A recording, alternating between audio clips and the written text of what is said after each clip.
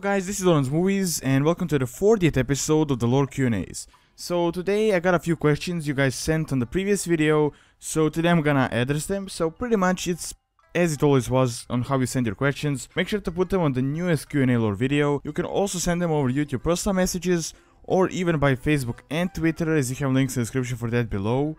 And if you send it over Facebook and Twitter, I might respond to it pretty quickly, kinda depends on the time and all of that. Also, before I start, I just wanna ask you guys something real quick. So I made this straw poll, and point of it is to be kinda used for feedback. So I wrote down all types of videos on my channel and put it into a poll. So if you could take like 10 seconds out of your day just to vote there, as the feedback is really important and is really going to count towards the future of the videos on the channel and what sort of stuff I'm gonna do. So every answer is really gonna count. You can also do multiple votes if you like a few different types of videos, for example RP guides or lore lessons or even these Q&As.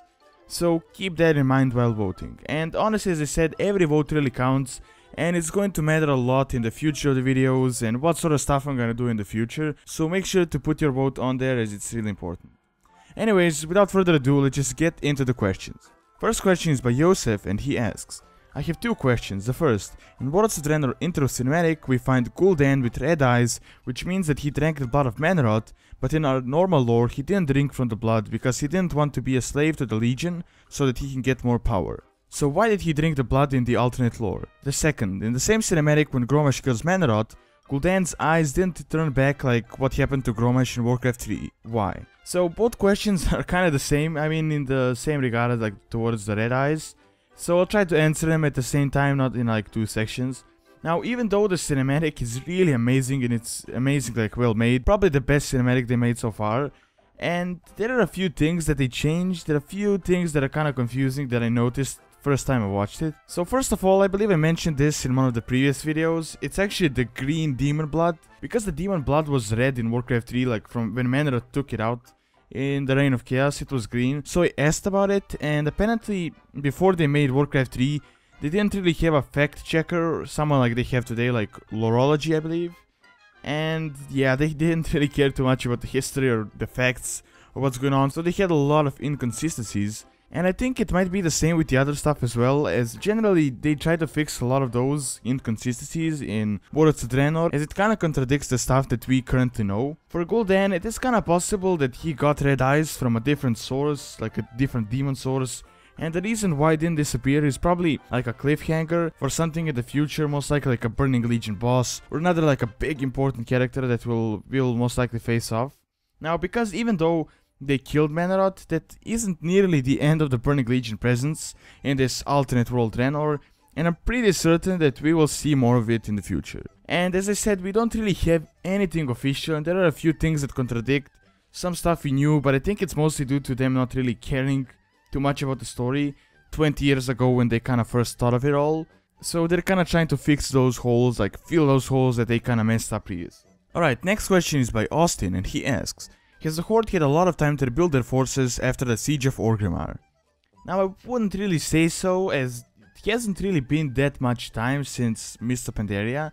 I mean, it has been in the game, as it is with the 5.4 and the entire year's wait. I believe it's gonna be like year and 2 or 3 months or something until the expansion comes out. Probably like actually year and 2 months since it's coming out in November and this came out in September. So yeah, around that. But even the game time isn't accurate. I mean, the Rebellion patch, it's not like they took like 3 or 4 months for them to like take Razor Hill and then just camp there for like, as I said, like 3 or 4 months. I mean, it has probably like game time, it has been at least a week or two until like they got all the reinforcements, like all the stuff they needed, and then they attacked Orgrimmar. I mean, if they really were in Razor Hill for that long, I mean, obviously Garrosh would like do some sort of an attack or like bomb them or something ridiculous like that. So yeah, it's probably like the patch time and the actual game time isn't really accurate, as it kinda takes them some time to actually make all of that content. But after that, even the siege of Orgrimmar, that probably happened really quick as well. It's not like they waited like a few months until all of the doors opened in the siege of Orgrimmar. I mean, it was most likely like a day siege or something like that, maybe 2 days until they got into Orgrimmar. But once they got into Orgrimmar, they kinda defeated everyone and got in and killed, well, not really killed Garrosh, but kinda captured him. And after that, they took Garrosh to Pandaria, probably the exact same day. And most likely he was in prison for a few weeks, and then the entire war crimes plot happened, which was as well in a short period of time, and Garrosh already got to Draenor. So generally looking at it, my speculation is that there is only 2 or 3 months gap between the end of Mists of Pandaria and the start of Worlds of Draenor, maybe even less. So I don't think it's a sufficient amount of time to like rebuild an entire army. Although it's not like the entire Horde army was destroyed. I mean, they still have the surviving rebels and a lot of other civilians survived. I mean, when you think about it, most of the casualties in the entire civil war were Garrosh's supporters, as they didn't just face the rebellion. I mean, they also faced various alliance forces as well. So yeah, it's not like they only fought the rebels. So as I said, I don't think it's nearly at the power it was during Cataclysm, I mean the Horde army. But it's not too bad, I mean it will probably suffice enough for Worlds of Draenor. Alright, next question is by Matthew, and he asks, I'm having a hard time understanding where is Garrosh getting put into the timeline. In Rise of the Horde, Gul'Dan first was talking to ner'zhul, then when talked to the sprites, Gul'Dan started to take his place, and ner'zhul lost most of his power. So my real question are, does ner'zhul still have his power in Worlds of Draenor, and are there going to be shamans, or did they lose touch with the elements, and when did Garrosh first show up in this time? So this question is kinda similar to the first one, and most of the things apply to it as well.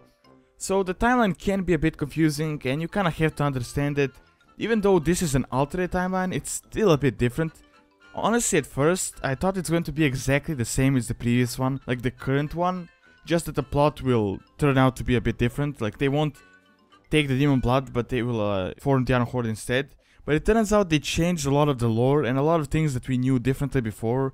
And I think that's mostly because they didn't want to be stuck on the development process, like locked in, and wanted to have their hands free and do whatever they want under the alternate universe banner. So whatever they do, people really can't complain. They just gotta say like it's the alternate universe, like we can do whatever we want. So as you can tell from the cinematic, it says 35 years ago in the past, and that's just a bit before the orcs drank the demon blood. Now it's a bit weird when you think about it, is that like Garrosh at the time is around 45 years old, while his father, I believe Lorology answered that, he said he's 26, so there's like a 20-year gap, and like his son is like 20 years older than him, which is kind of weird when you like think about it in the big perspective. Now honestly, I wouldn't really want to compare it to the events from the Rise of the Horde, because things are so much different. Like they can literally change everything. They just have the base lore, like what happened. They have the orc clans like uniting. That's pretty much the only thing that's kind of binding it together. But they can literally change everything and just say so. So honestly, at this point, I'm not really surprised by anything, and I really can't like answer anything because, as I said, like they can change whatever they want, and people can complain how much they want to, but they still have the alternate universe thing. So that's about it.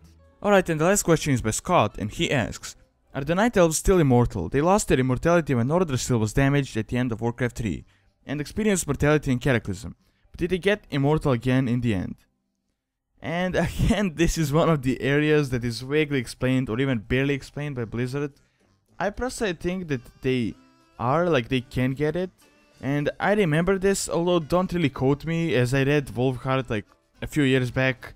I haven't really reread it again. I plan on doing that soon, but I got a few other books that I gotta read. But I believe that they were able to get their immortality back, but Malfurion wouldn't allow them to get it back, because he wanted them to live like just the rest of the mortals, and not be like this privileged race that is immortal and it's like a higher race than all of the others. And that is, I believe, why Maiev hated him so much, and later on even kidnapped him, and the entire plot of Wolfheart at the end. Now, it's really not a clear thing, but I believe it depends a lot on Malfurion himself, since they did rebuild the world tree that gave them immortality, but I believe like they can be immortal, but they don't want to be immortal, so that could be one of those things. They might just want to live as normal mortals, as a lot of them are like over 10,000 years old. They just want to live the rest of their lives like the normal people and not really be immortal for the entire timeline. Although no one really knows. Maybe they can be immortal again, maybe they will. I'm not really certain on that. Alright, and that is all I have for this Q&A. Thanks so much for watching. And don't forget to give some feedback on what you think about this, and also what sort of content you would like to see. And if you can, please make sure to check out that straw poll, as it really helps out the channel, and it's really going to depend on what sort of videos I'm going to make in the future. So it's pretty important. If you can do that, you can vote multiple times, and just kind of vote on what sort of videos you'd like to see on the channel, and whatever gets the most votes, I'll try to get as many of those videos as I possibly can. Also, don't forget to like, favorite, and subscribe, as it really helps out the channel a lot and kinda keeps these videos going. And thanks so much for taking your time to watch this video, and see you next time.